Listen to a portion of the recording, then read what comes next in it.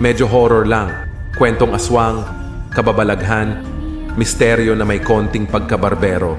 Kung bago ka pa lang dito sa akin channel, baka naman pwede kang mag-subscribe. Kasi kung hindi, ikaw din, makakakita ka ng Mumu mamayang gabi. Huwag mo din kalimutan i-click yung notification bell para updated ka sa mga bagong upload ko.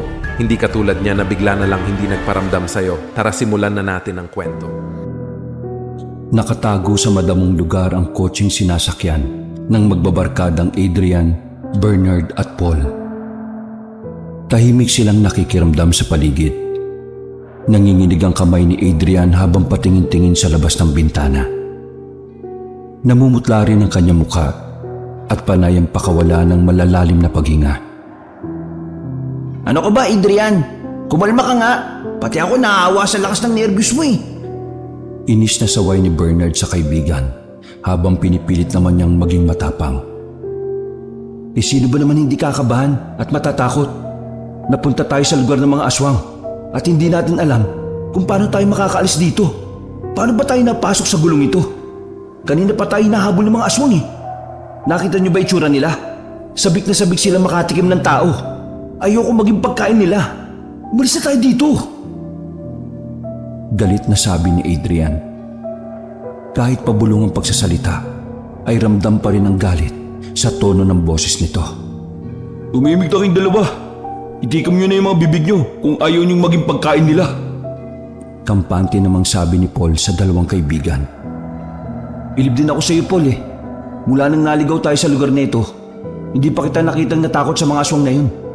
Kahit nakakatakot ang itsura nila. Halos masira na nga nila yung sasakyan natin eh, dahil sa kakahabol sa atin. Tingnan mo yung bubong ng kotse oh, nayupi na. Napakalakas nila. Isang talon lang nila, parang kaya nilang magwasak ng bakal. Pero hindi mo lang kita nakitang natakot. Parang gusto mo pang sumugod sa kanila eh. Ano bang ilalaban mo dun? Mahabang litanya ni Adrian. Kapag nasa delikado kang sitwasyon, hindi mo dapat pairalin ng takot dahil hindi ka makakapag-isip ng tama. Puro takot na lang ang naiisip mo. Sagot ni Paul. Pagkatapos ay inihilig na niya ang ulo sa sandalan ng upuan at itinakip sa mukha ang kanyang sombrero. Ganun lang ang sasabihin mo, tapos matutulog ka na lang? Sabi pa ni Adrian. Palipasin natin ang gabing ito para manatili tayong buhay. Bukas, pag lumiwanag na, saka tayo aalis. Itulog mo na lang yung takot mo, Adrian, para bukas may lakas kang harapin yung mga aswang. Sabi uli ni Paul sa kaibigan. Napailamos na lang ng mukha si Adrian gamit ang kanyang palad. Ikaw, Bernard, matutulog ka na lang din? Baling niyang tanong sa kaibigan. Matulog ka na, Adrian. Ako magbabantay ngayong gabi. Hindi naman tayo makikita ng mga aswang dahil naitago kong mabuti sa mga damo ang kotse.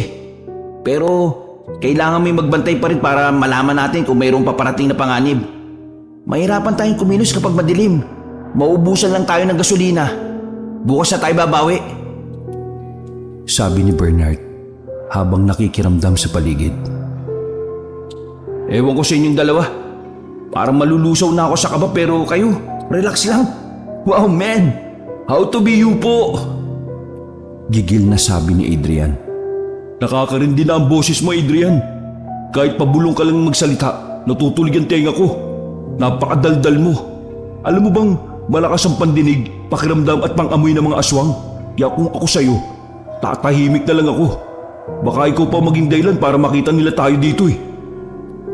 Sabi uli ni Paul na lalong nagpakabog sa dibdib ni Adrian.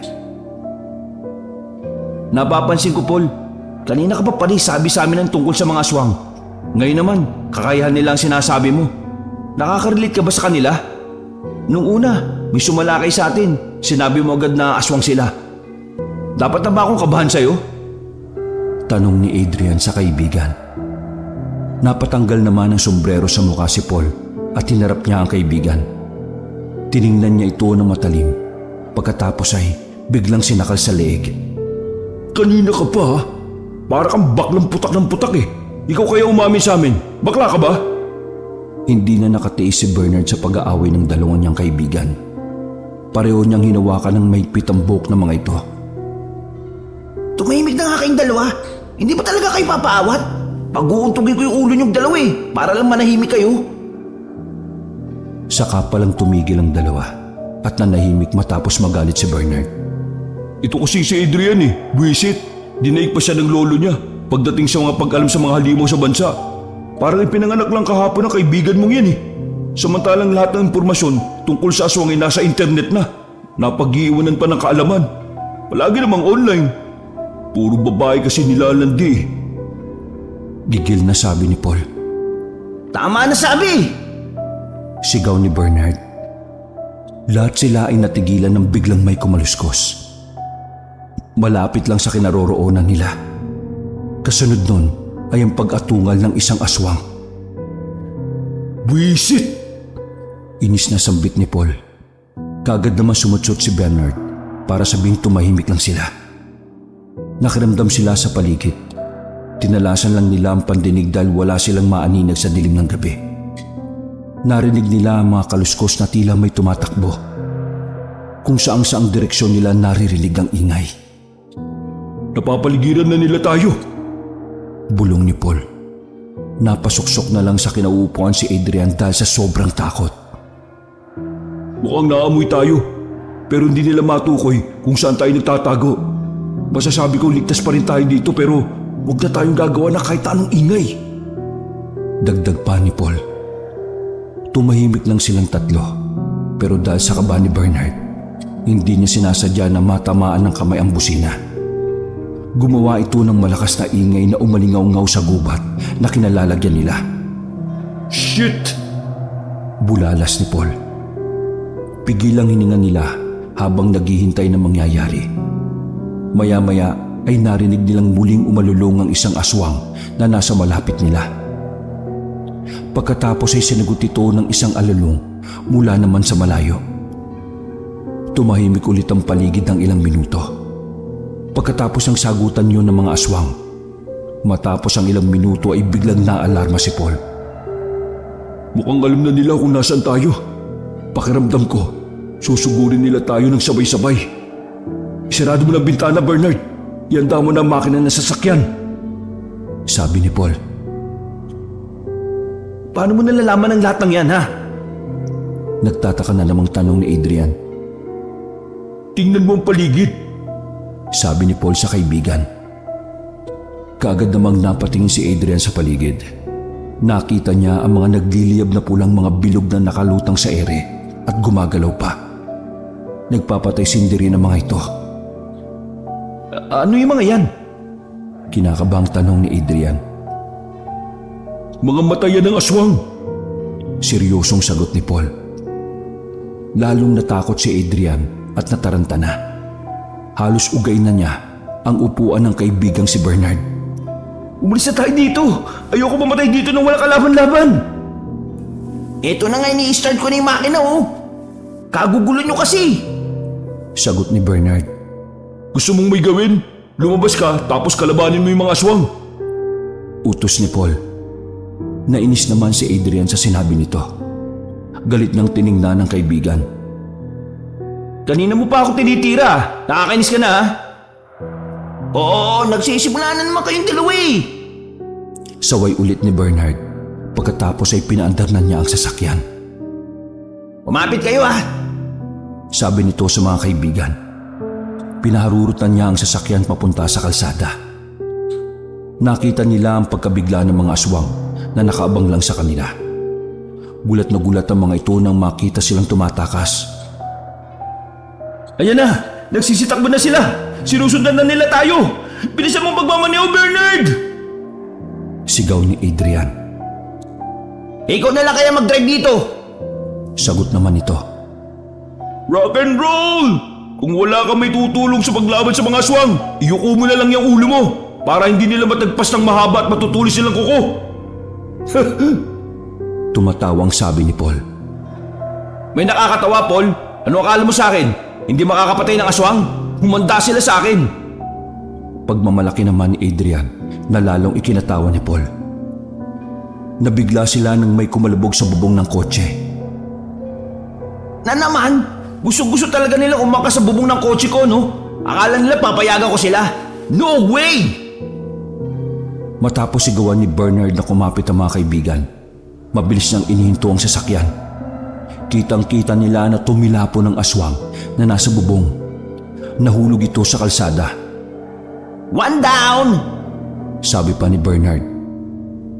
Parang hindi. Sabi naman ni Adrian.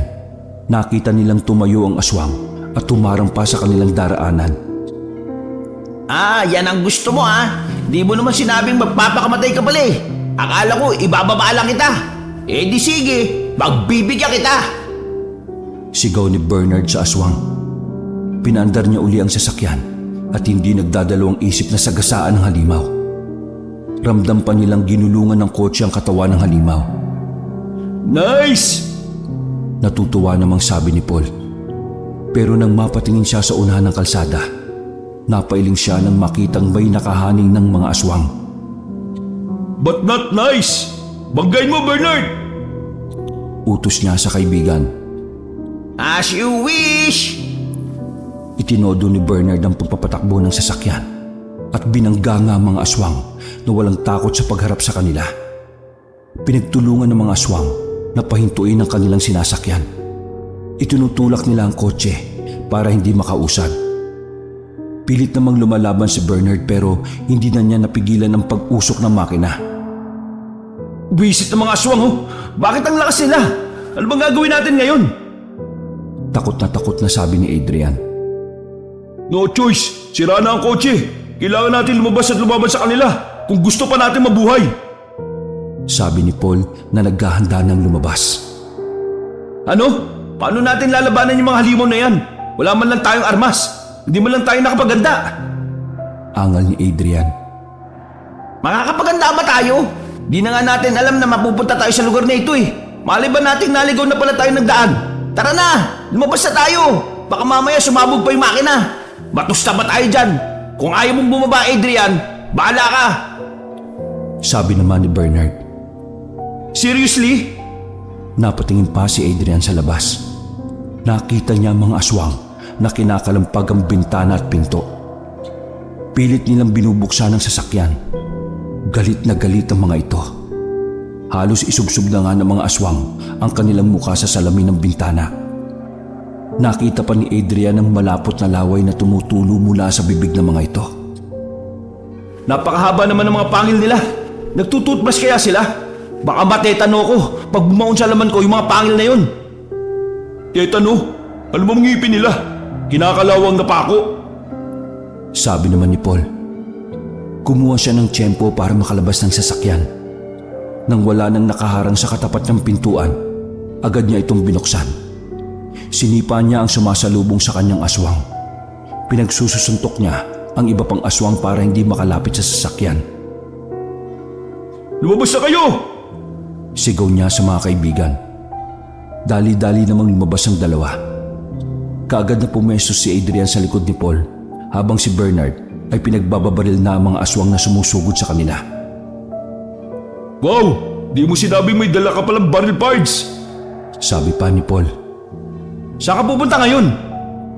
Tanong naman ni Adrian. Kung saan ligtas, basta takbo lang tayo! Sigaw uli ni Paul pagkatapos ay tumakbo na papunta sa kakahuyan. Tara na! Uy, hintay! Inis na sigaw ni Adrian. Mabilis nang sinundan ng kaibigan. Palingon-lingon pa siya para tingnan kung nakasunod sa kanila si Bernard. Tumakbo lang kayo! Nasa likod nyo lang ako! Huwag nang lumingon-lingon! Matatapa ka pa niyan eh! Sigaw sa kanya ni Bernard. Biglang napasubsob si Adrian sa likod ni Paul. Ano ba? Bakit ka huminto? Naghahanap ako ng pwedeng pagtaguan eh. Talaga ba? Makakita ka sa ganito kadilim na lugar? Tanong ni Adrian. Hindi na sumagot si Paul dahil nakakita na siya ng isang kuweba. Doon tayo, bilis! Oo, bilisan nyo! Kasi nakasunod na sila! Sabi naman ni Bernard. Madapa-dapa sa pagtakbo si Adrian, kaya nagtataka siya kung paanong nakakatakbo ng maayos si Paul na parabang nakakakita ito sa dilim. Pagkapasok nila sa kuweba, kaagad na inilabas ni Adrian ang dala niyang asin sa backpack. Oh, ano yan? Tanong ni Paul sa kanya. Asin? Alam ko! Anong gagawin mo dyan? Tanong uli ni Paul. Hindi mo ba ito nabasa sa internet? Panlaban ito sa aswang. Nagdadala talaga ako nito kahit saan ako magpunta. Ilalagay ko to sa harapan ng kuweba para hindi sila makapasok. Sabi ni Adrian. Ingot, magsasayang ka lang ng asin. Isang dakot lang naman ang dala mo eh. Itago mo na lang yan sa bag at gamitin kung kailan kailangan. Sabi ni Paul. Paano kung masukol tayo ng mga aswang na yon? Ay, oo nga pala. Nakakalimutan kong magaling kang makipaglaban kasi basagulero ka. Pero paano naman kami ni Bernard kapag naubos ang bala ng baril niya? Galit na hinigit ni Paul ang damit ni Adrian at pinagsabihan nito. Anong tingin mo sa akin? Nang-iiwan na kaibigan? Ayusin mo nga yung pag-iisip mo ha. Kahit mamatay ako dito, ililigtas ko kayo. Naintindihan mo? Oo, nag-aaway na naman kayong dalawa eh. Ireserba nyo na lang yung lakas nyo para makipaglaban sa mga aswang. Hindi kayo magkalaban dito. Magkakampi kayo. Saway uli ni Bernard sa dalawa. Umupo muna tayo at tumahimik. Maghintay tayo ng umaga. Mahirap kumilos kapag gabi na. Bakit ba kasi napunta tayo dito eh? Galit na sabi ni Adrian. Pasensya ka na. Sinundan ko lang naman yung ways eh. Alam ko tama yung kalsadang pinupuntahan natin. Di ko lang alam bakit tayo naligaw. Sagot ni Bernard. Ano? Nabago yung kalsada? Ganon? May nilikuan tayo. Natatandaan mo ba, Bernard? May magkasangang daan. Kumaliwa ka. Sabi ni Paul. Ha? Ako nagmamaneho, Paul. Pero wala akong nakita na kasangang daan. Parang naalala ko nga rin na may nilikuan ka. Pero hindi ko nga pinansin kasi alam ko may sinusundan kang ways eh. Waste of time talaga yan, oh. Sabi naman ni Adrian. Hayaan nyo na. Wala naman tayong magagawa na eh. Nandito na tayo. Bukas ang kailangan lang natin gawin ay kung paano makakalis dito. Kailangan natin maayos ang kotse bukas. Kaya matulog na kayo. Ako na magbabantay. Sabi ni Paul sa mga kaibigan. Paano naman tayo makakatulog sa ganitong lugar? Wala nang mahigaan, malamok pa. Angal na naman ni Adrian. Napaismid na lang si Paul. Paano ba matulog ang kuba? Di siyempre nakapikit. Sagot ni Bernard. Yun ang gawin mo, Adrian. Matulog ka na, kagaya ng kuba. Baling ni Paul sa kaibigan. Hindi rin nagtagal ay nakatulog na si Adrian. Napatawa na lang ang dalawa nang marinig nilang humihilik na ito. Makaangal, wagas. Pero nauna pang nakatulog. Sabi ni Bernard. Naghanap na rin siya ng magandang pwesto. Pagkatapos, nagsimula ng matulog. Nginitian pa niya ang sinabi ni Paul bago tuluyang nahimbing. Kung wala lang tayo sa ganitong sitwasyon, sarap iprank yan si Adrian eh. Sarap iwan dito sa gubat. Sinabi mo pa. Nagising si Adrian dahil sa ingay ng paligid. Madilim-dilim pa kaya wala pa siyang makita sa labas, maliban sa mga punong hinahangin. Hinagilap niya ng tingin ng mga kaibigan. Napansin niyang wala si Paul. Dali-dali niya ginising si Bernard. Bernard, gising! Gumising ka! Oh, bakit? Sarap ng tulog ng tao eh oh. Ano na naman pa problema mo? Wala si Paul. Mukhang iniwan niya tayo. Kabadong sabi ni Adrian. Kagad naman tiningnan ni Bernard ang pwesto ni Paul. Napabangon siya na makitang wala nga roon ang kaibigan. Oh, saan naman yun nagpunta? Alam niyang papatayin siya ng mga aswang kapag umalis siya dito eh. Baka naman umihi lang. Masyado ka namang kabado, Adrian oh. Sabi niya, pero hindi may kakailang kinakabahan din siya. Sana nga umihi lang pero kinakabahan talaga ako eh. Paano kung... Hindi na naituloy ni Adrian ang sasabihin dahil bigla silang nakarinig ng malakas na ululong ng aswang na para bang huling sigaw na niya ito. May aswang pa sa paligid. Anong gagawin natin? Ano ba ang dala mong panlaban maliban sa asin? Tanong ni Bernard. Kinalkal naman ni Adrian ang dala niyang bag. Nakita niya ang keychain na may nail cutter. Mayroong maliit na kutsilyo ang nail cutter. Ito lang ang meron ako eh. Sabi niya kay Bernard. Ano ba? Di pa yun makakaputol ng kuko ng aswang eh. Habang nag-uusap ay nakarinig sila ng kaluskos na parabang may naglalakad papalapit sa kanilang kinalalagyan. Mabilis silang napatayo. Naitutok agad ni Bernard ang baril habang nagtataka. At nagtataka siya kung sino ang lumapit sa kuweba. Dumampot naman ng bato si Adrian at nakaamba na ito sa papalapit. Muntikan na nilang atakihin ang pumasok sa kuweba. Mabuti na lang at nakilala nila ito kaagad. Paul! Halos sabay na sabi ng dalawa. Oh, bakit parang nakakita kayo ng multo? Bakit ganyan ang pormahan ninyo? Tanong ni Paul nang makita ang dalawa na handa na sa pakikipaglaban. Napatawa siya saglit pagkatapos ay inilapag ang 3 kahoy na isang dipaang haba. May tulis ang magkabilang dulo nito. Akala namin aswang ka eh. Sabi ni Adrian. Napatingin naman ng makahulugan si Paul sa kaibigan. Bigla naman nagsalita si Bernard kaya napigilan nito ang pag-init na naman ng ulo ng kaibigan. Akala niya kamo nang iwang ka na. Ang tagal na natin magkakaibigan.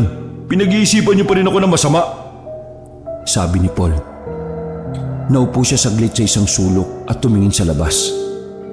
Maraming aswang nagkalat sa lugar na ito. Palagay ko, ang buong lugar ay mga aswang ang naninirahan. Kumuha ko ng kahoy para gamitin sandata kasi wala tayong dala kahit na ano. Pag-aralan yung gamitin yan. Itinuro niya sa mga kaibigan ng kahoy na ibinaba niya sa lupa. Kinuha naman kagad ni Bernard ang isa at sinimulan ng pag-aralan ng paggamit nito. Sakto lang ang gaan at haba nito. Hindi tayo mahirapan sa paglaban gamit ito. Mabuti, naisip mo to, no? Eh bakit pala puro dugo yung damit mo? Puro ka rin sugat sa braso. Saka yung isang kahoy, may mancha na rin ng dugo. Napalabang ka ba sa aswang kanina? Tanong ni Adrian. Sa malamang, alam nga naman sa tao ko nakipaglaban. Kau talaga Adrian, no? Hindi ko alam kung nag-grade 2 ka eh. Banatin mo nga yung katawan mo. Subukan mong gamitin yung kahoy na dinala ko. Baka mamaya yung kahoy pa yung lumaban eh. At ikaw ang gawin niyang sandata. Parang hindi mo mabubuhat yung kahoy dahil sa kapayatan ng katawan mo eh. Malakas ka naman kumain ng kanin. Sabi ni Paul na may kasamang pagbibiro. Nakasimangot namang sinunod ni Adrian ang sinabi ng kaibigan. Inabutan na sila ng pagsikat ng araw sa pag-iinsayo. Tumayo na si Paul mula sa pagkakaupo at inaya na ang mga kaibigan. Handa na ba kayo? Kailangan na natin bumalik sa kotse. Kailangan na nating maayos yun dahil parang wala nang ibang paraan para umalis tayo dito. O sige, tara na. Sagot naman ni Bernard. Kinakabahan ako. Sabi naman ni Adrian. Pinagtinginan siya ng dalawa kaya dinugtungan niya ang sinabi. Pero lalaban ako, no? Ano pa ba? Akala ko gusto mong maiwan dito sa kuweba eh. Pangaasar uli ni Paul. Nagsimula na silang maglakad pabalik ng kotse. Nakarating na sila sa kalsada pero walang aswang ang sumagupa sa kanila. Nakapagtataka, wala sila. Walang sumalubong sa atin. Natakot na bagad sila sa sandatang kahoy na to. Sabi ni Adrian na halata ang boses na nagkukunyaring tapang. Baka bumalik na sila sa lugar nila. Mas okay na yun para may oras tayo makalis kagad dito sa lugar na ito. Sabi naman ni Bernard. Pagkarating nila sa kalsada kung saan naiwan ang sasakyan, nabigla sila nang makitang wala na doon ang kotse. Oh, nasaan na yung kotse ko? Inis na sabi ni Bernard. Mukhang sinadya nilang kunin para hindi na tayo makalis dito. Kaya pala walang umatake sa atin. Matalino rin ng mga aswang na yun ah. Naisip nilang kapag wala tayong sasakyan, maghahanap tayo ng ibang paraan para makalis. Panginting-ngiting sabi ni Paul. O tapos, aasahan nila mapupunta tayo sa lungga nila. Tapos, susuko na tayo. Hindi na uy. Maglakad na lang tayo hanggang makabalik tayo sa magkasangang daan. Palagay ko, yun talaga ang salarin eh. Isa yung trap. Sabi naman ni Adrian. Malayo-layo na yung lugar na yun, no? At hindi ko alam kung saan na ba yung daan pabalik. Para magkapareho magkabilang daan na ito. Kahit ako, pakiramdam ko eh, walang patutunguhan. Kainis! Naiampas ni Bernard ang dalang kahoy sa kalsada dahil sa pagkainis niya. Pero wala tayong choice. Maglakad na tayo. Kapag talaga ako nakakita ng aswang, ay nako, tutusukin ko yung katawan niya hanggang sa magkabutas-butas gamit itong kahoy na dala ko. Sabi pa niya habang naglalakad. Ang bakasyon natin papuntang Leyte, nauwi sa lugar ng mga aswang. Hindi ako papayag na magtagal dito, no? Dapat makalis tayo kaagad para may tuloy natin yung bakasyon na yun.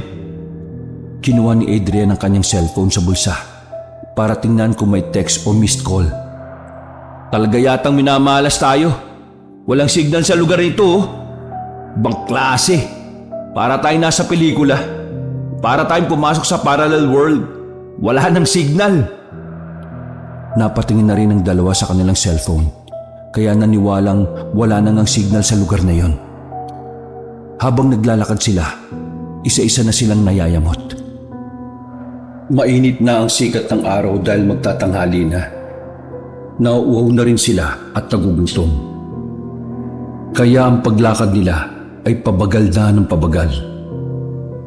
Napahinto si Adrian nang makita niya ang isang taong nagbibisikleta. Naka-long sleeve ito ng damit, naka-jogger at nakasombrero pa. Kaya hindi niya makita kung normal na to o aswang din ito. Pero dahil sa gutom at uhaw, sinigawan niya ito. Manong! Yuhu! Tao po! Kaagad naman siyang pinigilan ni Bernard. Uy, tigilan mo nga yan. Baka mamaya aswang yan. Ayos lang kahit aswang siya. Nag-iisa lang naman siya, oh. 3 tayo. Pero kung hindi siya aswang, makikinom lang tayo. Tingnan nyo, oh. May bote ng tubig sa basket ng bike niya. Sagot ni Adrian. Muli niyang tinawag ang nagbibisikleta nang tumapat ito sa kanila. Napahinto ito at tumingin sa kanila. Dali-daling lumapit sina Adrian at Bernard, pero naiwan si Paul sa kinatatayuan niya para matyaga ng taong yon. Nang magtanggal na ng sombrero ang tao, nakita nilang isa itong matandang babae. Nasa mahigit 50 na ang edad nito, pero malakas pa ang pangangatawan. Nako, akala ko po lalaki kayo. Sorry po, ah. Ako nga po pala si Adrian. Naligaw po kasi kami dito, eh. Tapos nawala pa yung sasakyan namin. Pero ang gusto lang po sana namin, makikiinom. Pwede po bang bawasan yung tubig nyo? Medyo nailang pa ang dalawa nang tingnan sila ng matanda. Pakiramdam nila ay hinahanapan sila ng bakas ng pagiging aswang. Hindi po kami aswang. Mga normal na tao po kami. Kayo po ba? Baka po aswang kayo. Sana naman may iba kaming tao na makilala dito sa lugar na ito at hindi puro aswang lang. Mula nang maligo kami dito, puro aswang na lang yung nakakaharap namin. Kayo po, tao po ba kayo? Yung normal na tao, ah? Tanong ni Adrian habang tinitingnan ng mata ng matanda. Sa bagay, hindi naman baliktad yung refleksyon ko sa mata ninyo. Kaya ibig sabihin, tao kayo. Hindi sumagot ang matanda.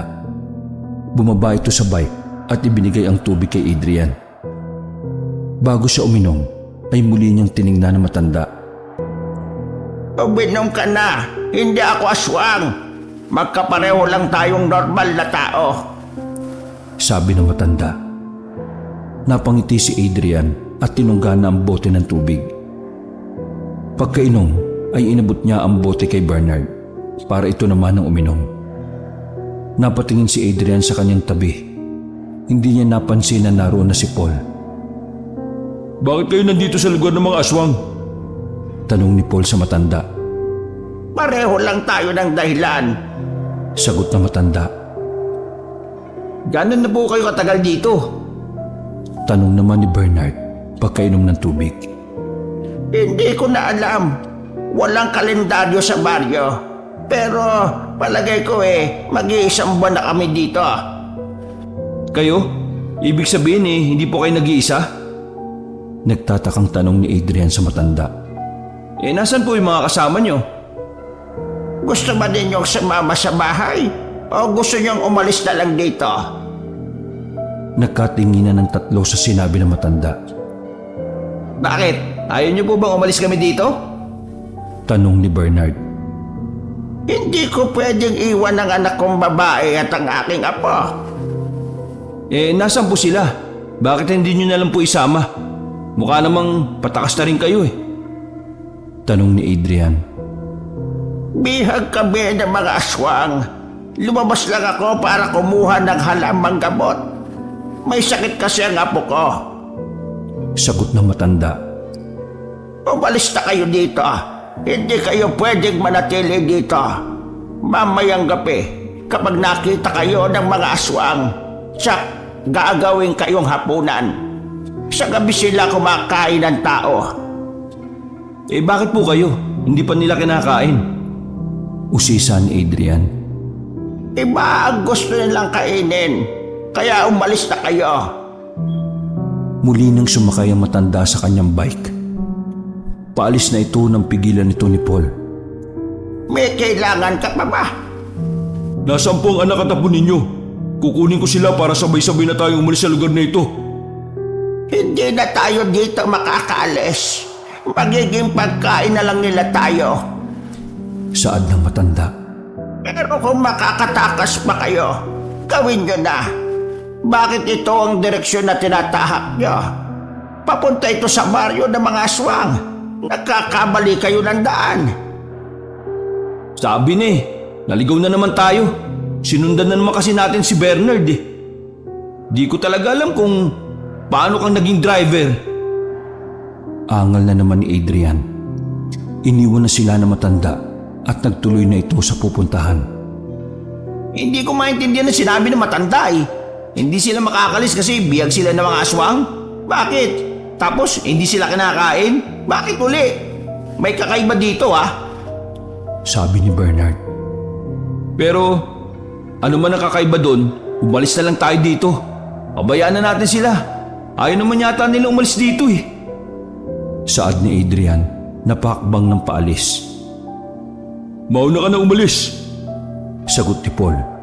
Dahilan para mapahinto si Adrian sa paglalakad. Puro sila babae at bata ang isa. Paano silang lalaban sa mga aswang na yun? Kung meron man dahilan kung bakit hindi sila kinakain ng aswang, malalaman natin yun. Hihintayin ko ang pagbabalik ng matanda. Isasama ko sila sa pag-alis natin dito. Ako rin. Segunda ni Bernard. Hindi kaya ng konsensya ko na iwan ng taong kagaya ko. Tapos ako, makakatulog na ng mahimbing pag-uwi. Tapos mananaginip ako gabi-gabi sa kung anong nangyari sa kanila. Napasigaw na lang si Adrian sa pagpapasya ng dalawang kaibigan. Ano ba kayo? Ang hilig niyong pumasok sa gulo. Talaga naman Naupo sila sa gilid ng kalsada habang hinihintay na bumalik ang matanda. Yamot na yamot si Adrian pero wala siyang magawa dahil ayaw naman niyang umalis na mag-isa. Tirik na ang araw nang bumalik ang matanda. Tiningnan nila ito pero lumagpas lang. Nang ilang metro na ang layo, inihinto ng matanda ang bike. Pagkatapos ay nilapitan sila nito habang itinutulak na lang ang bisikleta. Bakit hindi pa kayo umalis? Tanghali na. Tumayo si Paul at sinagot ang matandang babae. Hindi po namin alam ang bahay niyo kaya naghintay kami. Nasisiraan na ba kayo ng ulo? Opo, tama ang sinabi niyo, Manang. Nasisiraan na talaga ng ulo itong mga kaibigan ko. Isasama daw po kayo sa pag-alis namin sa lugar na ito. O di ba? Sino mag-iisip ng walang kwentang planong yun? Sagot ni Adrian. Ikaw lang ang hindi marunang mag-isip. Sagot na matanda kay Adrian. Desidido na ba kayo sa plano niyo? Hindi kayo magsisisi kahit pamatay pa kayo. Tanong na matanda na tinunguan naman ni Paul. O sige, umuwi na tayo para makakain na kayo. Mukhang gutom na kayo. Naririnig ko na ang tiyan niyong panay ang tunog. Ayan, may maganda rin akong narinig. Sumigla-bigla ang katawan ni Adrian nang makarinig ng pagkain. O tayo na, uwi na. Kagabi pa ako walang kain Halos 30 minutong paglalakad ng marating nila ang baryo. Lumang baryo pa ito dahil ang mga kubo ay gawa sa pawid, kugon at kawayan. Napahawak si Adrian sa braso ni Bernard nang makita niya ang matatalim na tingin ng mga taong nasa labas ng bahay. Nang makita sila ng mga ito, ay nagsihintuan sa kanilang ginagawa at tiningnan sila na parabang ayaw maalis ang tingin sa kanila. Inihahatid sila ng tingin habang naglalakad. Nakakatakot naman ang mga itsura nila. Hindi na nga humingiti, ang pupula pa ng mga mata na parabang hay sa kakasinghot. Mga adik ba yan? Bulong ni Adrian. Iginala pa niya ang tingin sa paligid. Lalo siyang kinilabutan nang makitang pati ang mga bata ay ganun din ang itsura. Pero mas nakakatakot yung mga bata dito. Bakit hindi nila tinatago yung kanilang pangil? Hindi ba sila naturuan ng mga magulang nila na tamang pagngiti? Hoy, tumahimik ka na nga. Baka mamaya dahil sa daldal mo mapaaga yung kamatayan natin. Saway ni Bernard. Normal nila yan. Pero kapag ganitong may araw, mahihina sila. Hindi sila aatake dahil alam nilang wala silang lakas. Sabi ng matanda. Kung ganun, dapat pala natin silang atakihin kasi wala silang laban. Sabi pa ni Adrian. Hindi yung ganun kadali, no? Para kang sumuong sa kumpul ng mga bubuyog. Wala nga silang lakas pero hindi ibig sabihin wala silang laban. Kapag nagtulong-tulong sila, para lang tayong langgam na tinapakan. Tingnan nyo, napakarami nila dito at lahat sila aswang, pati na yung mga bata. Paliwanag ni Paul. Nahihiwagaan talaga ako sa iyo, Paul. Parang nakarating ka na dito Nabasa mo rin ba yan sa Google? Sabi ni Adrian. Nandito na tayo. Sabi ng matandang babae nang huminto sila sa tapat ng isang kubo. Lydia, buksan mo ang pinto. Utos nito sa anak na nasa loob. Nang magbukas ng pinto ang babae, tumambad sa paningin nila ang maumbok nitong tiyan. Ha? Buntis ka? Nagtatakang tanong ni Adrian. Pumasok na muna tayo sa loob at doon na mag-usap. Sabi ng matanda habang itinutulak silang papasok ng kubo. Nakita ko sila sa kalsada kanina. Naniligaw sila. Sabi ng matanda sa anak niya kahit hindi pa ito tinatanong. Ipaghanda mo nga sila ng pagkain. Kagabi pa raw sila hindi kumakain. Kaagad naman naghanda ng pagkain si Lydia at sabay-sabay na silang kumain ng pananghalian. Kung buntis si Lydia, bakit hindi kayo sinasalakay ng mga aswang? Nagtatakang tanong ni Bernard. Hindi sila kumakain ng sanggol na nasa sinapupunan pa lamang. Tingin ko, inaantay nilang maipanganak ang bata. Sagot ng matanda. Bakit? May ganun palang aswang? Hindi makapaniwalang sabi ni Adrian. May ginagawa po ba silang kakaiba dito sa lugar na ito? Yung tingin nyo pagdadausan ng ritual? Seryosong tanong ni Paul sa matanda. Nag-isip naman ang matanda sa tanong na yun, saka sumagot. Oo, tama. Napansin kong may pinagkakaabalahan sila. Doon sa may ilog, nang minsan kumuha ko ng tubig na inumin. Parang may ginagawa silang altar doon. Mukhang balak nilang ialay magiging anak ni Lydia, kaya hindi nila kayo sinasaktan. Biniyag kayo dahil may gagawin silang ritual. Ginagawa yun sa kabilugan ng buwan. Hindi nila hinihintay na makapanganak si Lydia. Hinihintay nila ang tamang oras ng pagdiriwang. Paliwanag ni Paul na lalong ipinagtaka ni Adrian. Hindi na nakapagsalita si Adrian. Napatingin nilang siya kay Paul. Sobra na siyang nagtataka kung bakit napakarami nitong alam sa mga aswang. Huwag mo akong tingnan na parang masama akong tao Marami lang akong alam. Sabi pa ni Paul nang mahuli niyang nakatitig sa kanyang kaibigan. Kaunting-kaunti na lang mapagkakamalan ka na niyang aswang Pabirong sabi ni Bernard. Kapag nagsaaswang ako, uunahin kong kainin ang mata ni Adrian. Sabi ni Paul, dahilan para kahit papaano ay magtawanan sila. Maya-maya ay umingit ang batang natutulog lang ng mahimbing sa higaan. Nilapitan nito na matandang babae. Lydia, idarang mo sa apoy ang mga dahon na kinuha ko. Pagkatapos ay itapal mo sa noo ni Yoyong. Utos nito sa anak. Bakit po? Ano pong sakit ng apo nyo? Tanong ni Bernard. Ilang araw na siyang nilalagnat. Sagot na matanda. Naku, hindi po pwedeng padahon-dahon lang.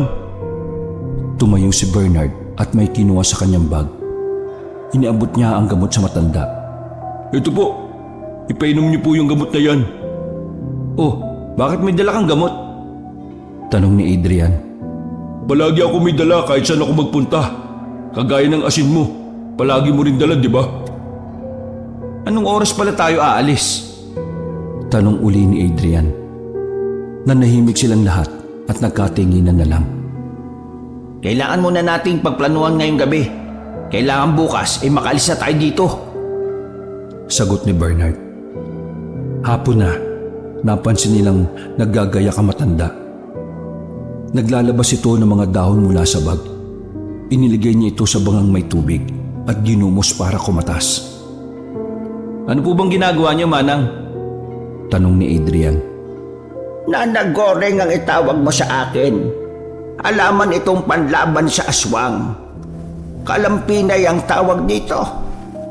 Nakita kong may mga tumutubo sa pinuntahan ko kanina kaya kumuha ako ng marami. Nandito kayo ngayon sa bahay kaya tiyak susugod sila mamayang gabi. Kailangang maging handa tayo sa pakikipaglaban. Tulungan niyo kung ikalat ito sa buong bahay, itong mga halaman na ito. Ibinigay ng matanda kay Adrian ang bag na naglalaman pa ng ilang mga halaman. Pinagtulungan naman ni Adrian at Bernard na isabit at isuksok sa buong kubo ang halaman. Pati sa bubong ay naglagay rin sila. Dinamihan nila ang paglalagay ng halaman sa pintuan at pintana. Nang matapos na, ay napansin ni Adrian na wala naman si Paul. Oh, nasaan na yung isang yun? Tanong niya kay Bernard. Nagpaalam sa akin, hahanap daw siya ng masasakyan natin bukas. Sabi niya, baka raw nandito yung kotse. Ano? Lumakad siya mag-isa? Taga-alalang sabi ni Adrian. Hindi mo naman sinabi na gusto mo pa nang sumama sa kanya eh. Dapat sa'yo na siya nagpaalam kanina. Kantsaw ni Bernard. Sumapit na ang gabi at hindi pa rin bumabalik si Paul. Oh, bakit ang tagal nun? Gabi na. Baka mamaya lapain na lang siya ng mga aswang sa labas. Nagtatapang-tapangan ba siya? Inis na sabi ni Adrian na may halong pag-aalala. Di sundan mo kaya. Sabi naman ni Bernard. Ano? Ako lang?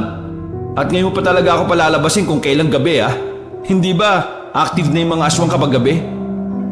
Panay ang tingin ni Adrian sa kanyang cellphone. Kakainis. Wala pa namang signal dito. Paano natin siya makukontak? Walang saysay ang load sa ganitong lugar Napapaisip na rin si Bernard sa kaibigan. Pero hindi niya maiwan ang mga kasama, lalo na at may buntis. Hanapin niyo na kaya. Utos sa kanila na matanda. Hindi po namin kayo pwedeng iwan dito Sagot ni Bernard. Ilang araw at gabi na kaming nandito at hindi pa kami namamatay. Pero ang kasama niyo, tsak, buto na lang ang matitira sa kanya kapag nasukol siya ng mga aswang. Para niyang ipinain ang sarili niya para maging pagkain. Inabutan sila ng matanda ng ilang halamang panlaban sa mga aswang. Ito, dalhin niyo ito. Hindi na lang kayo malalapitan hanggat meron kayo nito. Sige na, umalis na kayo at bumalik din kayo kaagad. Nakumbinsi sila ng matanda. Pero bago lumabas ng kubo, ay narinig na nila ang pag-atungal ng ilang aswang sa labas. Sumilip si Bernard sa siwang ng dingding. Naku, hindi na tayo makakalabas. Nakapaligid na sila dito sa kubo. Ang dami nila. Patay na. Ngayon pa talaga umalis si Paul Napakapasaway talaga niya. Sabi ni Adrian. Nakasilip na rin siya sa siwang ng dingding. Binalot na naman siya ng takot nang makitang may tumalon na aswang sa bubong. May nasa bubong na! Napatingala siya sa bubong nang marinig niya ang pagtapak ng aswang. Sinundan niya ng tingin ang bawat yamag nito. Napasigaw siya nang makitang malakas na sinuntok ng aswang ang kugon ng bubong at lumusot na ang kamay nito papasok. Kaagad niyang hinambalos ng kahoy ang kamay ng aswang. Napatingin siya kay Bernard dahil may hinahampas na rin itong aswang na pilit sinisira ang dingding para lang makapasok. Nagkabutas-butas na ang kubo pero hindi magawang makapasok ng mga aswang dahil sa mga halamang nakasabit sa palibot. Galit na umaatungal ang mga aswang sa labas. Hindi sila basta-basta makakapasok dito dahil sa kalampinay. Kaya wag na kayong lumabas. Sabi ng matanda.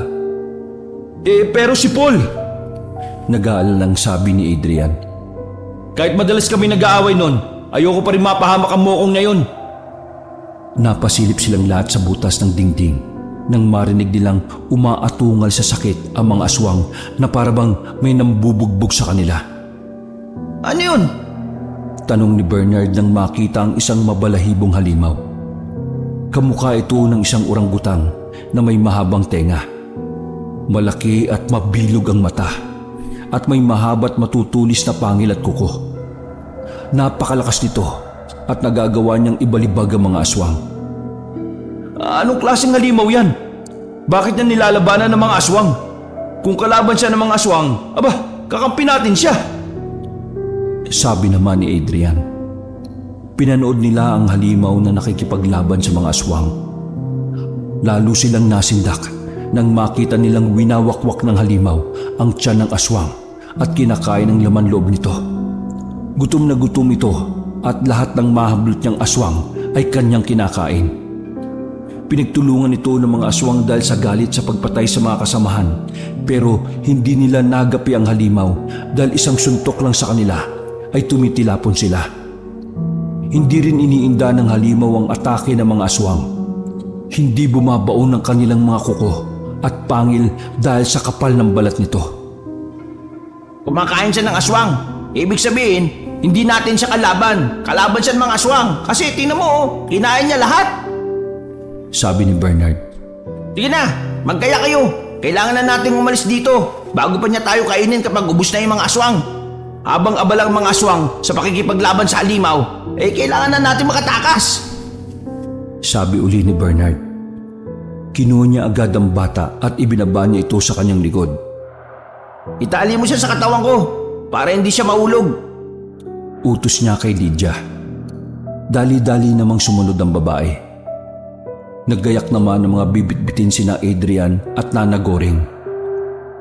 Kanya-kanyang silang tali ng kalimpinay sa katawan. Nang makapag-ayos na sa sarili, ay dahan-dahan silang lumabas ng bahay. Dumaan sila sa likod para hindi makita ng mga aswang. Naglakad sila sa gilid. Iniwasan nila ang mga aswang. Talasan niyo yung mga paningin at pakiramdam niyo Tayo lang ang tao dito. Ibig sabihin, lahat sila aswang. Kaya kapag may lumapit hampasin niyo kagad. Huwag kayong magdadalawang isip na patayin sila. Kaysa tayo ang mapatay nila. Utos ni Bernard. Parang dumadagungdong sa kaba ang dibdib ni Adrian habang tumatakas sila. Nanginginig ang kamay niyang nakakapit kay Lydia. Nakita niyang mas matapang pa sa kanya ang babae, pati ang ina nito. Medyo nakaramdam siya ng hiya, pero hindi niya maitago ang panginginig ng kanyang tuhod habang sila ay naglalakad. Muntik na siyang mapasigaw nang biglang may humarang sa daraanan niya. Pinagpupupokpok niya ito ng kahoy hanggang sa humandusay sa lupa. Nagdadalawang isip pa siya na itarak ang tulis ng kahoy sa katawan ng aswang dahil hindi naman niya naranasan ang pumatay. Pero nagulat siya nang biglang hawakan ni Bernard ang kahoy na tangan niya at itinarak sa katawan ng aswang. Huwag ka magdalawang isip. Kapag hinayaan mo silang mabuhay, babalikan nila tayo at katapusan na natin yun. Naintindihan mo ba? Galit na sabi ni Bernard na tinunguan naman ni Adrian. Tayo na! Lakad na! Si Paul! Nanginginig ang boses ni Adrian nang banggitin ng kaibigan. Pakakahabol siya. Naniniwala ko doon. Sagot naman ng matandang babae. Unahin na muna natin ang ating mga sarili. Nagpatuloy sila sa paglalakad. Napahinto sila at nagtago sa likod ng isang kubo. Nakita nilang nagtatakbuhan ng mga aswang sa kanilang pinanggalingan. Talagang pinagtutulungan nila ang halimaw na yon. Sabi ni Bernard. Nang makalagpas na ang mga aswang, nagpatuloy uli sila sa paglalakad. Nagulat sila nang biglang may nagdatingan na 5 batang aswang. Nakangisi ang mga ito. Nagliliyab sa pula ang mga mata nila. Nakaamba ang mga kamay nito na may mahahabang kuko. Mga bata lang kayo. Sabi ni Bernard. Pero nang hampasin na niya ang mga ito ng kahoy na dala niya, ay bigla na lang tumalo ng mga bata. Nagpalipat-lipat sila ng pwesto hanggang sa malito na sila kung saan hihinto ang mga ito. Hanggang sa makita na lang ni Adrian na nakakagat na sa braso niya ang isang batang aswang. Ako talaga una mong kinagat ha. Pinagpipipitik niya sa mata ang batang yon, pero lalo lang nitong binaon ang pangil. Napilitan na siyang dumakot ng asin sa kanyang bulsa at inihilamo sa mukha ng batang aswang. Galit na galit ang bata. Binitiwan siya nito. Parang hindi ko kayang manakit ng bata, kahit aswang pa siya. Napatingin siya kay Bernard at nakita niyang napatay na nito ang ibang batang aswang. Nagulat na lang siya nang habultin sa kanya ni Lydia ang kahoy at itinapat sa batang aswang na pasugod sa kanila. Nanlaki pa ang mata ni Adrian nang natusok ang bata sa tulis ng kahoy at dire-diretsyong nabutas ang tiyan nito. Mabilis na hinugot ni Lydia ang kahoy at ibinalik sa kamay ni Adrian. Nanginginig ang kamay niya habang nakatingin sa kahoy na may bahid na ng dugo. Iniwasan pa ni Adrian ang mga bangkay ng bata habang naglalakad. Iniisip niya na baka magkamalay pa ito at habultin ang kanyang paa. Sa kakatingin niya sa mga bangkay ay bigla na lang may humawak sa kanyang liig. Naramdaman niyang bumaon na sa kanyang balat ang matulis nitong kuko. Magkatapat na ang mga mata nila ng aswang at nasusuka siya sa mabaho nitong hininga. Tinadyakan niya ito at pagkatapos ay pinaghahampas ng kahoy bago pa makatayo. Hindi niya tinitigilan hanggang sa makita niyang tumatagas na ang dugo nito sa ulo. Nakita niyang may susugod na aswang kay Bernard mula sa kaliwa. Kaagad niyang sinugod ang aswang at hindi sinasadyang naitarak niya ang tulis ng kahoy sa tiyan nito. Umangil pa ang aswang bago ito malagutan ng hininga. Nakapatay ako ng aswang. Nauutal niyang sabi. Good, congrats! Sabi nilang ni Bernard sa kanya. Nang mapansin nilang may mga aswang pang tumatakbo sa gawin nila, kinabahan na si Bernard. Natunugan na nila ang pagtakas natin. Kailangan na natin tumakbo. Sabi niya. Bilisan ninyo at huwag niyong hayaan na lumaki ang agwat ko sa inyo ha. Bilin pa niya. Walang lingon-lingon ang pagtakbo nila hanggang sa marinig nilang nadapa ang matandang babae. Kaagad na sumigaw si Lydia. Pilit nitong pinatatayo ang ina dahil malapit na itong maabutan ng mga aswang. Naiiyak na si Lydia. Gusto na niyang takbuhin ang ina pero pinigilan siya ni Bernard. Nagulat pa si Bernard nang biglang tumakbo si Adrian para saklolohan ng matanda. Sumisigaw siya habang tumatakbo. Nang makalapit na sa matanda ay iwinasiwas nito ang kahoy para hindi makalapit sa matanda ang aswang. Wala kayong masasaktan sa amin. Wala kayong makukuha sa amin. Kahit isa. Papatayin ko kayong lahat. Nana Goreng, tumayo ka na at tumakbo. Bilisan niyo po. Nangangawit na ako sa pagwasiwas nitong kahoy. Pinaghahampas ni Adrian ang mga aswang. Pero wala naman siyang tinatamaan sa mga ito dahil nakapikit niya itong ginagawa. Napapagod lang siya at nakakuha ng pagkakataon ng mga aswang na sugurin siya ng sabay-sabay. Langya! Tapang-tapangan yan! Sigaw ni Bernard. Tayo! Lumabang ka! Utos niya sa kaibigan nang makitang nabuwal na ito sa lupa. Hindi naman siya makasugod dahil may nilalabanan pa siyang aswang. Hirap siyang kumilos dahil may mga karga siyang bata. Maya-maya ay dumating na si Paul at sinakluluhan si Adrian. Pinagsusuntok niya at pinagsisisipa ang mga aswang. Binabalian pa niya ito ng likod pagkatapos ay ibinabalibag. Nang makita ng mga aswang ang lakas ni Paul, isa-isang nag-atrasa ng iba. Iniabot ni Paul ang kamay sa kaibigan para alalayan nitong tumayo. Muntikan na ako mahuli. Magiging pagkain ka na sana ng mga aswang. Maswerte ka pa rin at naabutan pa kitang humihinga. Saan ka ba nang galing? Bakit bigla ka na lang nawala? Magisya ka ba? Inis na sabi ni Adrian. Nakita ko na yung kotse, pero may isa pang kotse doon. Pwede natin gamitin. Tara na, punta na natin. Sabi ni Paul. Sama-sama nilang pinuntahan kung nasaan ang sasakyan. Bakit ang dami sasakyan dito? Tanong ni Adrian.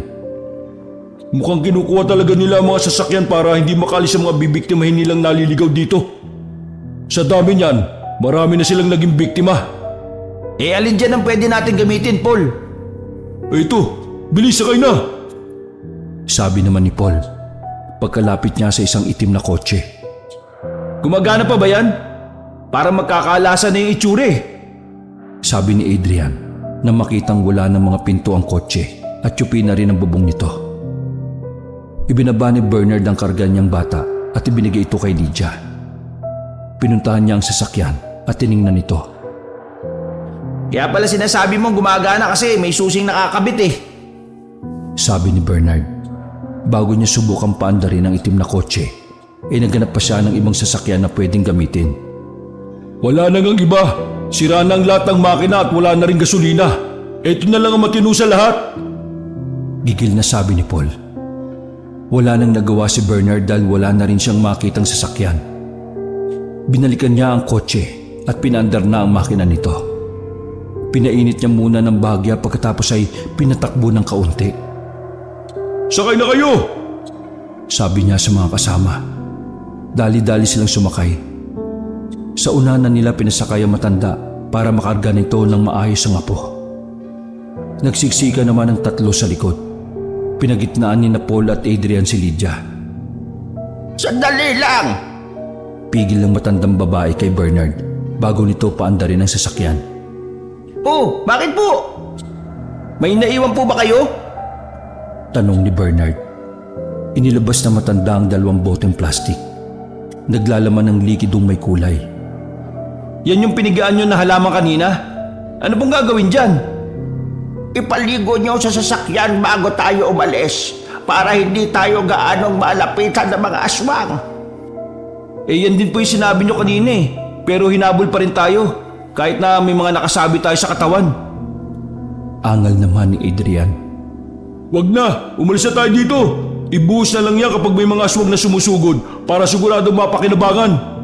Kaysa naman itapon lang isa sa sasakyan, matutuyo lang yan ng hangin. Andar na! Sigaw ni Paul. May point ka, Bards. Okay, kapit na tayo. Sabi naman ni Bernard. Pagkatapos ay pinaharurot na ang sasakyan. Nang makabalik na sila sa kalsada, naagaw nila ang atensyon ng mga aswang dahil sa ingay ng makina at tambutso.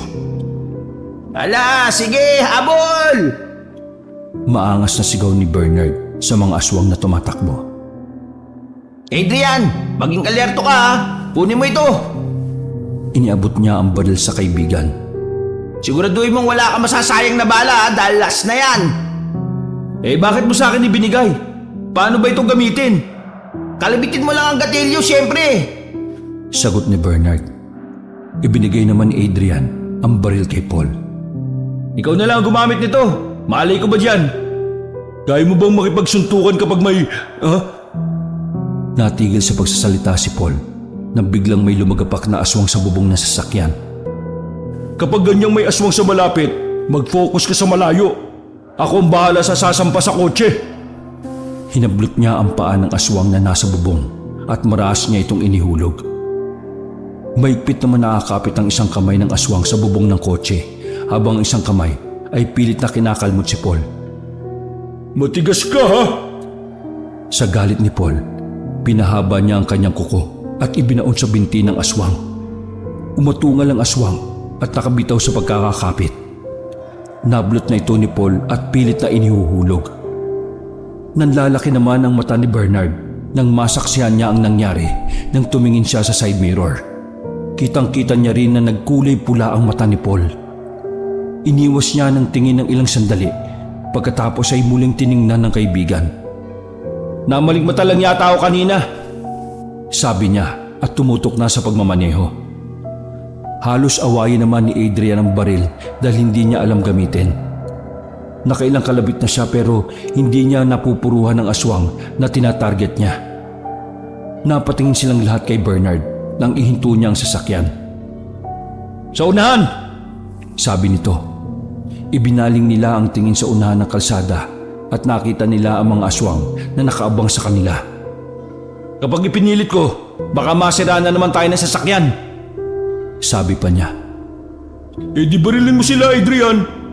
Para kahit paano mag-alisan sila. Utos ni Paul. Iyari hindi nga ako asintado Hindi mo kailangan asintahin. Basta barilin mo lang. Sigaw ni Paul. Dahilan para mataranta si Adrian. Inilabas ni Adrian ang kalahati ng katawan sa pinto ng sasakyan at saka inasinta ang mga aswang. Kinalibit niya ng paulit-ulit ang gatilyo ng baril hanggang sa maubusan na ito ng bala. Nang magsialisan na ang mga aswang, muling pinaandar ni Bernard ang sasakyan. Pero kahit anong tapak niya sa acceleration, ay hindi umaalis sa kinalalagyan ng sasakyan. Oh, anong nangyari? Bakit hindi makaalis? Napalingon si Paul sa likuran ng sasakyan at nakita niyang pinipigilan ng mga aswang ang kotse. Naku naman ang tigas ng bungo ng mga ito Bumaba siya ng sasakyan para harapin ang mga aswang. Umalis na kayo! Ako nang bahala dito! Ahabol na lang ako sa inyo! Utos niya sa mga kasama. Na naman? Tapos anong oras ka na naman darating? Angal na naman ni Adrian. Bumaba na rin ito ng sasakyan at matapang na tumayo sa harapan. Sa likod ka, Paul! Ako, dito sa harapan! Sigaw niya. Ayos! Tumatapang na yung duwag kong kaibigan Nakangiting sabi ni Bernard. Sinalubong ni Adrian ang mga aswang na lumulusob sa kanila. Hindi na siya natatakot na itarak sa katawan ng mga ito ang tulis ng kahoy na kanyang sandata. Tuwang-tuwa naman si Bernard habang pinapanood ang pakikipaglaban ni Adrian. Sigaw pa siya ng sigaw para ganaan sa pakikipaglaban ang kaibigan. Napalingon naman siya kay Paul na bugbog na ang mga aswang sa likuran nila. Sinimulan na ulit paandarin ni Bernard ang sasakyan. Nilagpasan na niya si Adrian pero hinabol naman sila ng mga aswang. Hindi kayo makakalapit sa amin! Sigaw na matandang babae habang binubuhusan nito ng likidong dala ang mga aswang na nagtatangkang sumabit sa sasakyan. Ibinigay pa ng matanda ang isang bote sa kanyang anak para isaboy din sa mga aswang na nasa gawin nito. Umaatungal ang mga aswang kapag nababasa sila ng tubig na yon. Pabisa din pala ang tubig na yun Akala ko pampaligo lang ng sanggol. Ay mga daon-daon, pampaligo rin pala ng mga aswang. Tumatawang sabi ni Bernard. Nang medyo nakalayo na sila sa mga aswang, inihintunan niya ang sasakyan para hintayin ng mga kaibigan. Nakita niyang tumatakbo ng palapit sa kanila si Adrian. Kinawayan niya ito at sinabing bilisan ang pagtakbo. Si Paul! Tanong niya pagkalapit ng kaibigan. Humihingal na naitukod ni Adrian ng mga kamay sa magkabilang tuhod. Binawi muna niya ang paghinga bago sumagot. Susunod daw siya. Pinaunan niya lang ako. Iniwan mo talaga? Galit na sabi ni Bernard. Pabalikan na sana niya ang kaibigan nang hawakan siya ni Adrian sa braso. Wag na, kaya niya yun. Anong pinagsasabi mo? Ang dami niyang kalaban dun Itinuro pa ni Bernard si Paul na kinukuyog ng mga aswang. Hindi siya makakakilos kapag nandun tayo. Seryosong sabi ni Adrian. Pabayaan na natin siya sa diskarte niya. Alam niya ang kanyang ginagawa. Hintayin na lang natin siya dito. Nagngingit-ngit sa galit si Bernard nang hawakan ito sa damit si Adrian. Halos mapunit ang suot ng kaibigan dahil sa higpit ng kanyang pagkakahawak. Maya-maya ay natigilan siya nang magsalita ang matandang babae. Anong nangyayari sa kanila? Tanong nito. Mula sa kanilang kinaroroonan ay nakita nilang tumilapon ang mga aswang na parabang pinagagisa ng mga ito nang lumitaw ang halimaw. Hindi ba yan ang halimaw na kumakain ng mga aswang doon sa baryo? Tanong na matandang babae. Doon na naisip ni Bernard na hindi siya namamalikmata. Nang makitang humaba ang kuko ni Paul, ay numula ang mga mata niya. Kanina, nakita kong iba ang kulay ng mata ni Paul. Unti-unti ring lumabas ang kanyang pangil kaya sinabihan niya akong tumakbo na palayo. Hindi ko alam kung paanong nangyari na nagkaganyan siya. Hindi naman siguro siya nahawa ng mga aswang, di ba? Sabi ni Adrian, habang pinapanood nilang nakikipaglaban ng kaibigan na naging halimaw na. Ayokong isipin pero naiisip ko pa rin ang mga mahiwagan niyang the moves eh. Natatandaan mo ba nung nasa kuweba tayo? Nawala siya at bumalik na buo pa rin ang katawan? Tapos ang dami niyang alam tungkol sa mga aswang. Hindi kaya aswang talaga siya? Hindi na kumibo si Bernard sa mga sinabi ni Adrian. Hinintay na lamang niya na makabalik si Paul. Hindi nila alam kung hahanga ba sila sa kaibigan dahil natalo nito ang mga aswang at ang ilan ay nagsiatrasa na dahil sa takot. Hindi nila alam kung katatakutan ba nila ang kaibigan matapos matuklasan ang lihim nito. Habang tinitingnan nilang naglalakad na papalapit si Paul, unti-unti itong nagbabalik sa anyong tao. Duguan ang kanyang katawan dahil sa mga natamong sugat at nadagdagan pa ng dugo ng mga aswang na kanyang napatay. Kitang-kita rin nila ang bibig nitong dinadaluyan pa ng sariwang dugo na kaagad namang pinahid ang binata. Napahinto sa paglalakad si Paul nang ilang dipa na lang ang agot niya sa mga kaibigan. Nakipagtitigan lang siya sa mga ito. Nagpapakiramdaman sila kung sino ang unang magsasalita. Hanggang sa ngumiti na si Bernard at nilapitan ng kaibigan. Tinapik niya ang balikat ni Paul sa kinausap. Kahit ano ka pa, kaibigan ka pa rin namin. Iniligtas mo kami. Hindi ka nang iwan sa ere. Saka hindi mo naman kami kakainin, di ba? Dahil kung hindi, umpisa mo na ang paglapas sa amin bago pa tayo makauwi. Natawa na lang si Paul sa sinabi ni Bernard. Ang totoo, hindi ko talaga gustong amoy ng mga tao. Napatawa na lang sila matapos yung sabihin ni Paul. Ayos, ligtas na tayo. Tara na, uwi na tayo. Bago pa makapagpahinga ang mga natitirang aswang at sumalakay uli. Sabi ni Adrian. Sumakay na sila sa sasakyan at binaybay ang mahabang kalsada hanggang sa maabutan nila ang hangganan nito. Nagbabaan sila matapos makita na wala ng ibang daan. Nagtataas ang puno at makakapal na damo ang nakikita nila sa kanilang harapan. Ano to? Bakit dead end? Sana tayo nito pupulutin? Nakakainis naman oh. Angal ni Adrian. Huwag nung sabihin na babalik na naman tayo at pupunta tayo uli sa baryo ng mga aswang na yun. No way! Maghintay na muna tayo dito ng pagsikat ng araw, saka tayo mag-isip ng gagawin. Sabi ni Paul. Naghahanap na ito ng sasandalang puno. Ilang minuto lang ay humihilik na ito. Grabe, nakatulog na siya kagad. Sabi pa ni Adrian. Pagod na siya. Sa dami ba naman ng kanyang nakalabang aswang, ewan ko na lang kung hindi siya maubusan ng lakas. Sabi ng matandang babae. Hayaan nyo na muna siyang magpahinga. Pero in fairness sa ating lahat, siya talaga yung masasabing nagpiyesta sa pagkain. Dami niyang nilapang na aswang eh. Sabi uli ni Adrian na pinagtawanan nilang lahat. Kanya-kanya na sila nang hanap ng mapupwestuhan para maidlip. Pero hindi naman makatulog si Bernard dahil sa malakas na hilik ni Paul. Nakipagkwentuhan na lang siya sa matandang babae dahil silang dalawa na lang din ang natitirang gising. Paano pala kayo naligaw sa lugar na yon? Papunta kami sa Leyte noon. Pinasusunod kami ng asawa ni Lydia sa isang resort.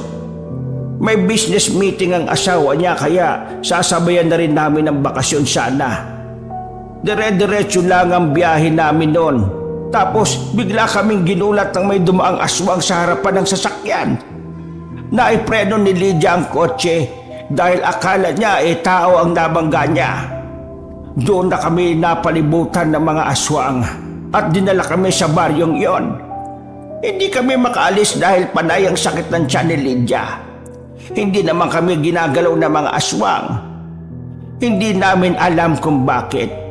Siguro tama ang sinabi ni Paul na baka balak nilang ialay ang anak ni Lydia sa gagawin nilang pagre-ritual. Mabuti na lang talaga at dumating kayo dahil nauubusan na ako ng pag-asang makakaligtas pa. Abang nandun po kayo, may nakita ba kayong mga biktima pa nila? Madami, pero mga patay na nilang dinadala. Pinagsasalu-saluhan nilang lahat. Hindi ko alam. Meron pala talagang baryo ng mga aswang na nakakubli. Tapos, bigla na lang silang sasalakay para mambiktima. Akala ko talaga kwento lang sa internet yun Totoo pala talaga ang mga aswang. Ibang klase sila. Napatingin si Bernard kay Paul na mahimbing nang natutulog. Nagseryoso ang mukha niya at napabuntong hininga pa. Siya ang patunay na mayroon talagang aswang na nabubuhay. Matatawag ko na ba siyang aswang slayer? Aswang eater siguro. Pero buti na lang talaga, aswang ang kinakain niya at hindi tao. Natatawang sabi ni Bernard. Kaya pala kahit anong aya namin ni Adrian sa kanya, kapag kakain na palagi siyang tumatanggi. Yung pala, iba yung pagkain niya. Napapaisip tuloy ako paano kaya kung wala siyang makitang pagkain? Ano kaya ang kinakain niya?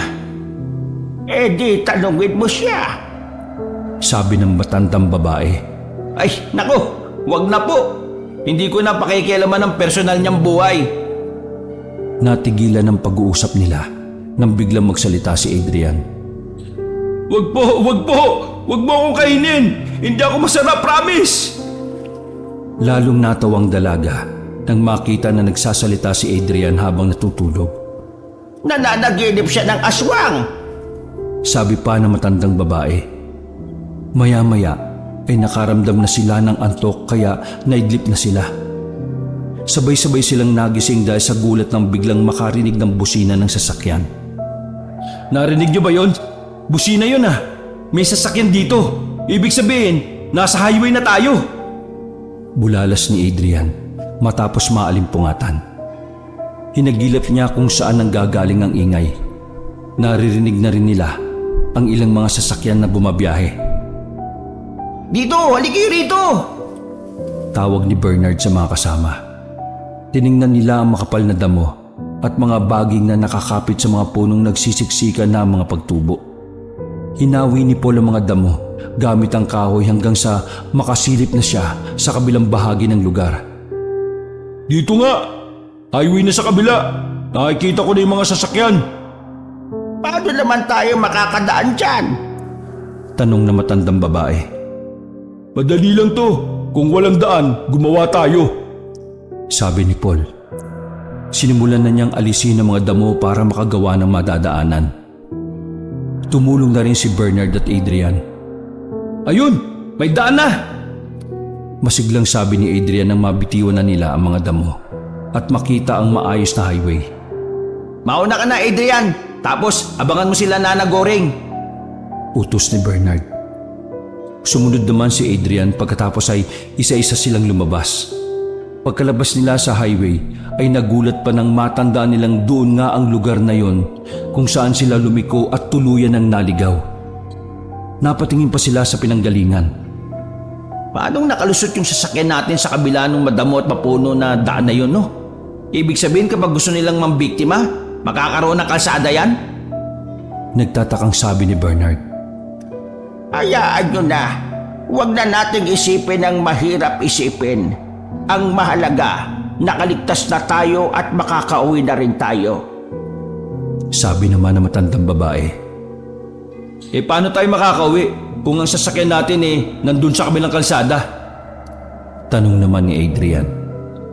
Huwag niyong sabihin na maglalakad tayo. No way! Masyadong malayo, no? Wala naman kaming sinabi na maglalakad tayo Sagot naman ni Paul. Pwede naman tayong pumara ng sasakyan at makisakay sa kanila hanggang sa may pampasaherong sasakyan na tayo makita. Oo nga, ito kasing si Adrian Ayaw gasgasan ng konti yung utak Isasauli yata ng walang gasgas yung utak niya. Kantsaw naman ni Bernard. O sige na, sige na. Ako na naman ang slow. Nakasimangot na sabi ni Adrian. Humilera na silang tatlo sa kalsada at nagsimulang pumara ng sasakyan. Nakailampara na sila pero walang gustong magsakay sa kanila. Ang dudugis na kasi natin eh. Mukha tayong pulubi kaya siguro ayaw tayong hintuan. Sabi ni Bernard. Muntik na silang mawalan ng pag-asa nang may humintong isang van. Nagsigawan sila sa tuwa. Nakipag-usap sila ng maayos sa mga sakay ng sasakyan kaya pinayagan silang maisakay. Bago pa umalis ang van, napalingon si Paul sa pinanggalingan nila dahil may naaamoy siyang aswang. Nakita niya itong nakasilip sa binutas nilang daan. Nanlilisik ang mga mata nito at galit na galit sa kanila. Muling nakahatak ng atensyon si Paul nang kausapin niya si Bernard. Di ba, Pards? Nabiktima tayo ng mga agaw kotse gang. Masyado silang madami at armado kaya ganito ang mga itsura natin. Pakindat-kindat pa si Bernard habang nagsasalita. Ha? Oo. Hindi na kami lumaban kasi may kasama kaming buntis at bata at saka matanda. Ay, salamat pala uli sa pagpapasakay niyo sa amin ha. Sabi naman ni Paul. Mababait ang may-ari ng van kaya inihatid sila ng mga ito hanggang sa lugar na pwede na sila mag-commute. Bago sila maghiwa-hiwalay, pinahiram muna nila ng cellphone si Lydia para makontak ang kanyang asawa. Nagpasundo sila sa asawa niya sa lugar na yon. Pagkatapos makatawag ay hinayaan na silang umalis. Sigurado pong kaya niyo na yan? Tanong ni Paul kay Nana Goreng.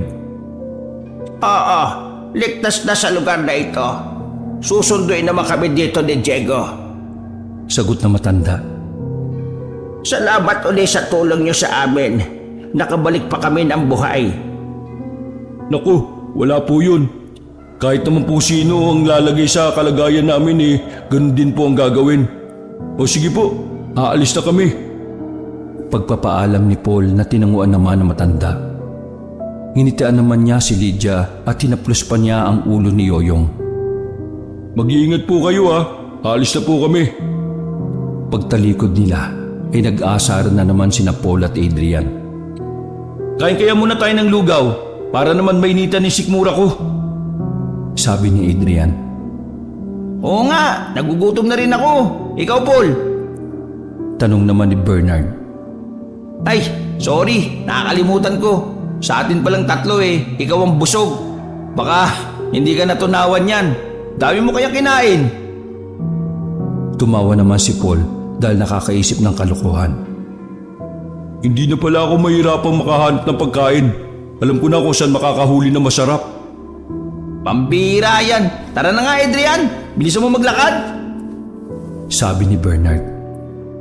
Napapangiti na lang si Paul dahil nakatagpo siya ng mga kaibigan na totoo natanggap ang kanyang pagkatao. Wakas.